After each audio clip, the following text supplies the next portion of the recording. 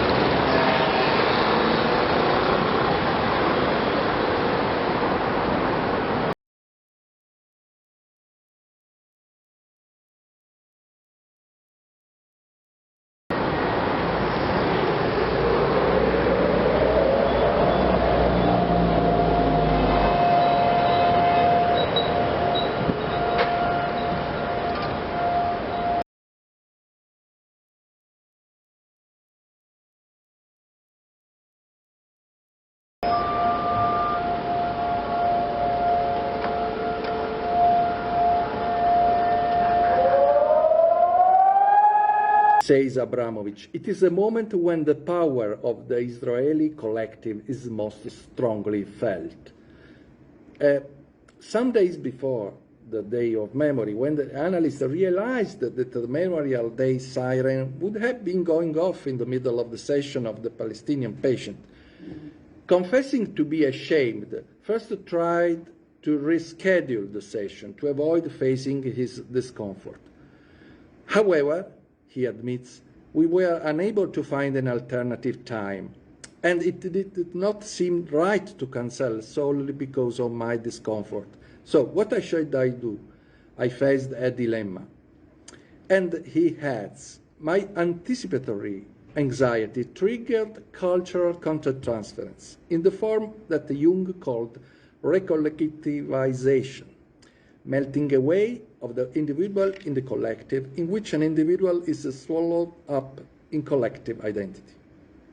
In Israel, the experience of standing silently during a memorial siren on the Day of Remembrance is inherently recollectivizing. The entire nation symbolically becomes one, facing and in communion with those dead. But, however, it does not allow room for the Palestinians. In his cultural content transference, the analyst feared he and the analysand would no longer meet as a patient and healer, but as Palestinian and Israeli, as victim and victimizer.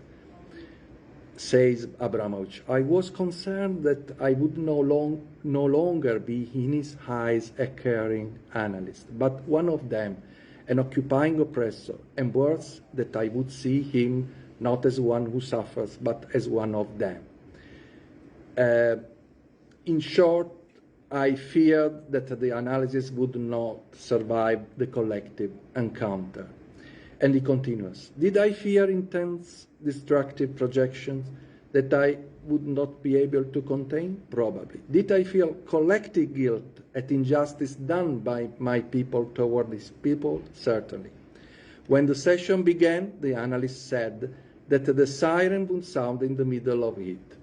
He said to the patient that he would stand, and in that while the patient should do what he felt most comfortable doing.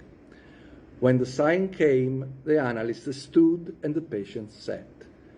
His sitting, says Abramovitch, my standing was a now intersubjective, now moment of being separate and separated, misunderstood and misunderstanding, included and excluded, but anyhow together.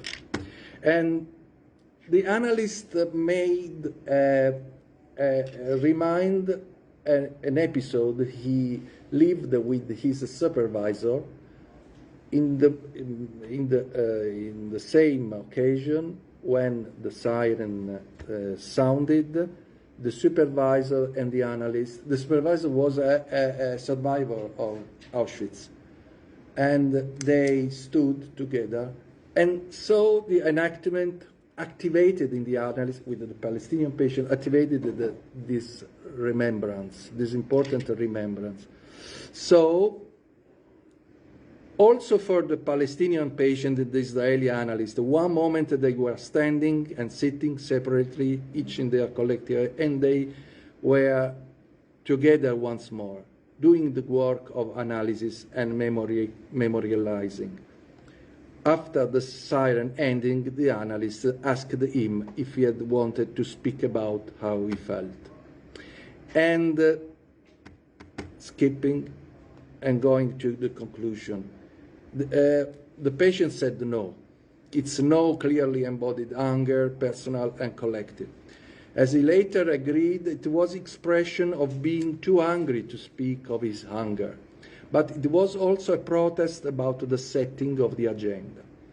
Says Abramovitch, I had wanted to talk about how the intrusion of the collective made him feel, but he preferred to continue to discuss important personal issues he had been talking about when the siren sounded.